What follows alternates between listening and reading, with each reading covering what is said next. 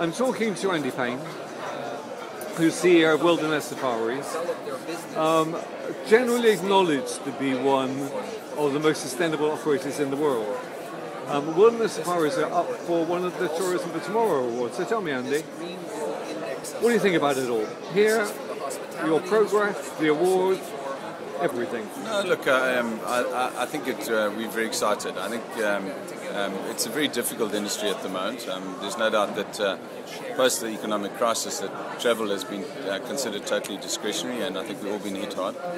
So these type of recognition and awards are important. They not only do we socialise and communicate with our competitors, but we also help raise the level of awareness for our businesses, which is, obviously one area where you need a lot of help at the moment. So we're very excited about the award. And you think you've got a chance?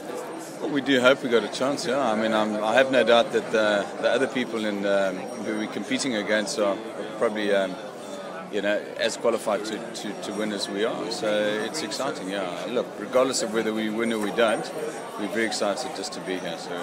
And also, Wilderness is a bit of a unique company, isn't it? I think where we probably differ in a way is that a lot about what we do is not necessarily a great boardroom idea. It's more about how the business has evolved over its life of 26 years. And we see today our sustainability investments or spend in our organisation is one what I call a component spend and not a surplus spend. And essentially, or simply put, what I'm saying really is that I think you can do well out of doing good. And that's a philosophy that we employ within the business. I think we're comfortable in that space. We understand it well, and we like that space. One of the issues, of course, about Wilderness that a lot of people don't know is that you sell all through the trade. You don't deal with the general public at all. That's correct in one brand. We've got two brands. So the one brand, which is Wilderness Safaris, we sell directly to the trade. We don't compete with the trade at all. And then we've got another brand called Safari Adventure Company, which is mainly geared towards the inbounds. So it will take some level of repeat business. It's a bed night business, and Wilderness is the main brand, basically sells journeys and experiences. Tell me something about the amount of space that you actually manage, which I know is enormous. Look, in terms of area, we influence what I call 7.2 million acres. In terms of bed nights, we have approximately 1,290 bed nights in the business at the moment.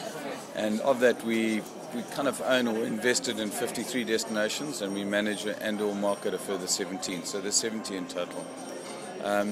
Operating in 7 countries with 2,700 people employed in our business. Yeah. And also, of course, I know that you're really entrenched in conservation because that's your background. Absolutely. I think 5 years ago, funny enough, we saw ourselves being in tourism. And at that particular point in time, we were hosting someone who wanted to donate money to accelerate a conservation program that we were undertaking. And he withdrew the donation on the basis that he thought the beneficiary of his donation was going to be our tourism business. And I took this message back. We thought about it long and hard, and I suddenly realized that tourism for us was a contributor, not a net beneficiary. And at that point, we moved the business from being in tourism to one being now where we're in the business of building sustainable conservation economies. And we do it through tourism and through conservation, two interdependent verticals, two verticals that basically support each other. And in the conservation vertical, we focus primarily on environmental issues on one hand, and on the other hand, human issues. And these are the areas that we kind of invest in and focus on. And typically, they build long-term strategic value for the business. Yeah, I know, but I know that your heart is in it as well. And I know that the social dimension of your business is tremendous, because I've personally experienced it firsthand. So tell me a little bit more about your commitment to that. Look, I mean, I think one must understand that we operate in Africa, and there are a lot of social issues which are critical to businesses. If I just take, for example, health, HIV is an important component of our business today. We brought it to what I call the front page 4 or 5 years ago. We know our status. We manage HIV in our business. Personally, I'm a huge advocate of the fact that no one needs to die of AIDS today, and this concept we employ in our business. We drive that strongly through our business. With regards to other issues like education, we've got a fantastic program called Children of Wilderness program, where we've hosted over 3,500 kids through our camps. We aligned ourselves in 2001 to the late Paul Newman's Hole in the Wall Association.